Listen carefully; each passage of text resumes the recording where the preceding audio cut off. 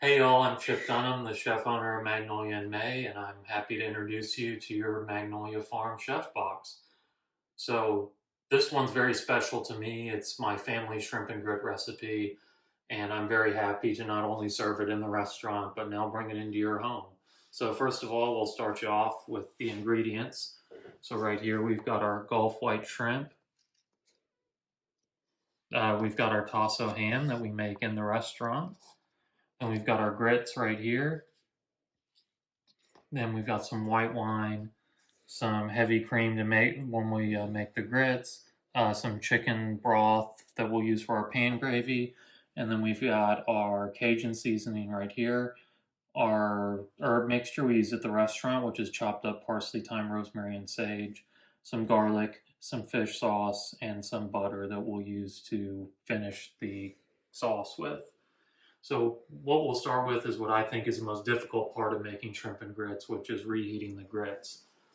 And at the restaurant, we make our grits the day before because if you let them cool in the refrigerator, then you can go ahead and add more cream and stuff to it, and it just bulks up. It just makes it taste a whole lot better. So we'll use a rubber spatula to put our grits in our little pot here. And then I'll go ahead and turn on the heat. I like to I'll go like between low and medium and just whisk it up a little bit. And then I'll grab my cream here. And this is totally dependent on you. If you like really creamy grit, I would go ahead and use all of the cream we've given you. But if you like it a little more sturdy, I guess I'll say, then I wouldn't use all of it. But it's totally on you to be creative and do it.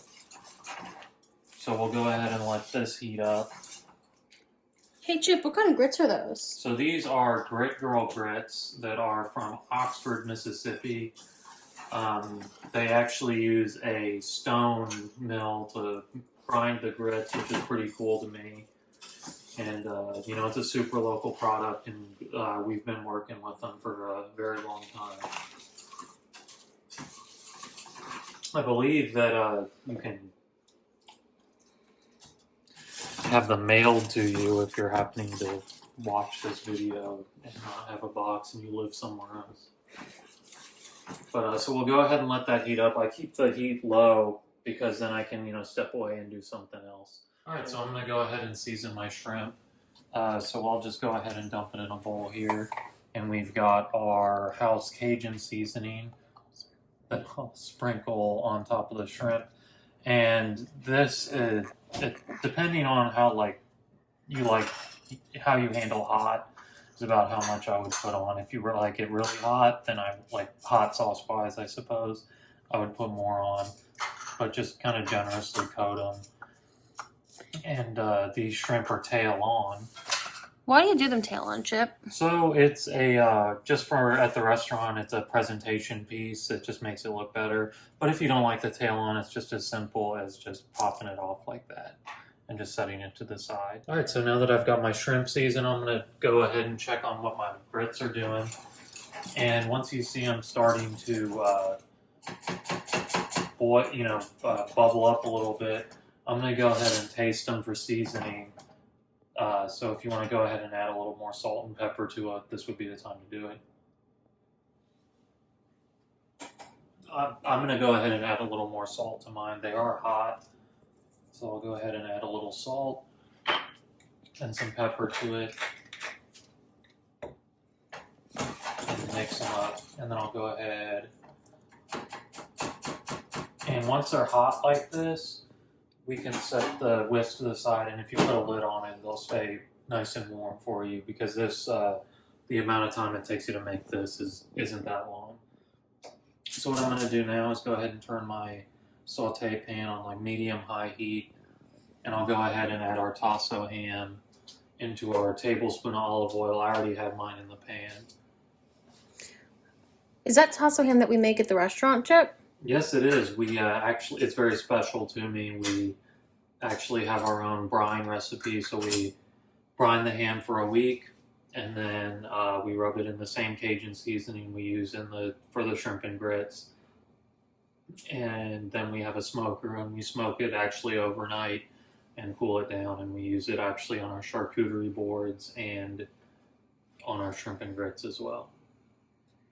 That's awesome. What kind of shrimp are y'all using at the restaurant right now? So we use shrimp that's caught. We obviously can't use local shrimp because we're in Memphis, but we use Gulf shrimp that's caught in the Gulf of Mexico from the great state of Texas. And we in your box, we peeled it for you. And like we said earlier, we left the tail on, and it's very easy to remove the tail if you would like it off. And we're starting to hear the ham start to cook. And what we're looking for is that golden brown, delicious color on the ham, which is a lifestyle everybody can get behind. And you know, I just like to gently toss the ham every now and then, just to make sure it cooks evenly. We're not looking to, since that you don't have to worry about cooking the ham because it's already cooked. Like I said, we smoke it overnight at the restaurant, but we're just looking to get that brown color on it. All right, so now that we've got some color on our ham, we're gonna go ahead and add our shrimp, and you don't have to, gently place each one in. We just go ahead and dump it in like that. And what we're looking to do is we're just gonna sear the shrimp on one side, and then we're gonna flip it over.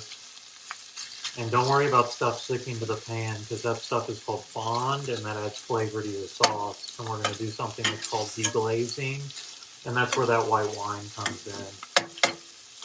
And we're going to go ahead and have our shrimp cooking here. And all we're looking to do is just sear it on one side, and then we'll go ahead and flip it over, and we'll add the rest of our ingredients. All right, so the shrimp takes about 5 minutes to cook, but that doesn't mean that you can't do other stuff to it, because you don't want to overcook the shrimp. So what we're looking for is a nice sear on the shrimp, which we have right here. Let me pick it up for you. That looks delicious. And then we're going to go ahead and flip each shrimp over, just so we get it cooked on the other side. And if you want to zoom in and see just all that stuff on the bottom of the pan, that's all flavor that we want.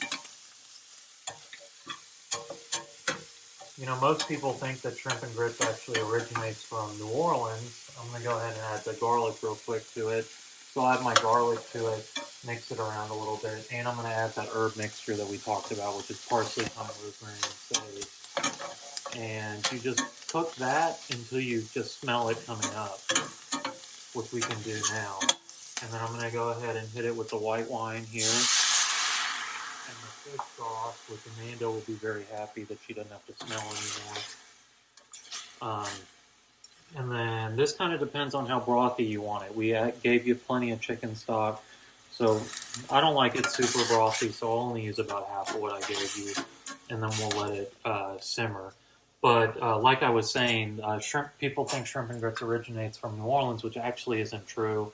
It originates from South Carolina, where the fishermen would eat shrimp and grits for breakfast, actually, which I just thought was a very fun fact. And at this point, you can actually turn it up a little bit. I like to go full blast, because that's the kind of life I live.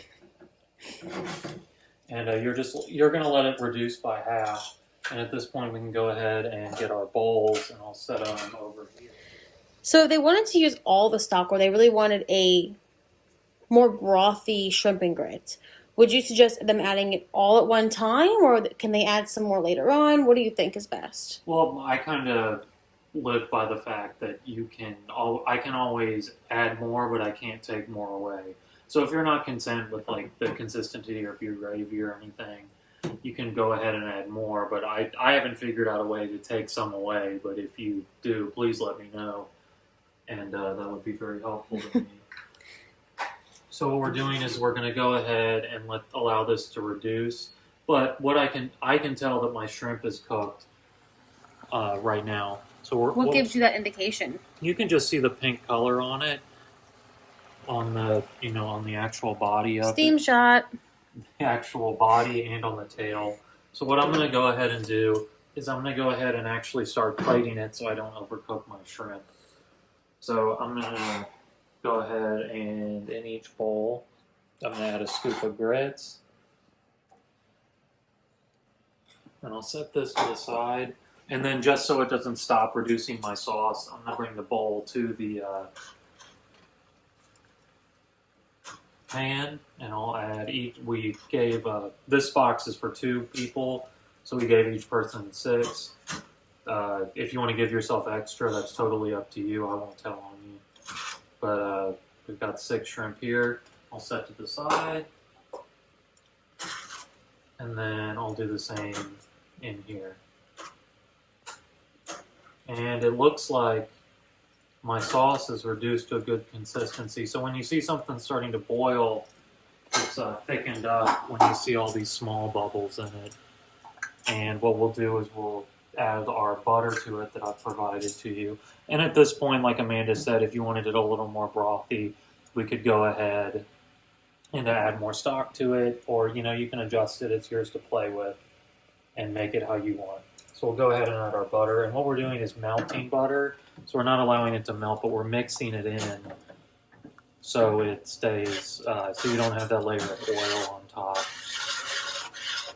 Does it give it a more rich quality to the sauce when you stir it in versus just kind of letting it melt? Yeah, it gives it a nice rich flavor to it. And then, like I said earlier, you just don't have this layer of fat on top of it. We've got our butter mixed in. So what I'm going to do is I'm going to go ahead and add it to our shrimp, and we'll go ahead and finish up. So we'll go ahead, and I like to hold the hand back. Some is going to fall in, but I just like to hold it back just so we can make sure it's evenly distributed. And then I can kind of gather it up. And there you go. We've got our nice shrimp and grits. And here's our finished shrimp and grits. So thank you for joining me tonight, and always be on the lookout for other subscription boxes, and check us out on social media for whatever else we're doing at the restaurant. And feel free to tag us on social media to show us what you did with your subscription box. If it looks good, we'll probably put it on our page. Thanks again, y'all. Have a great night.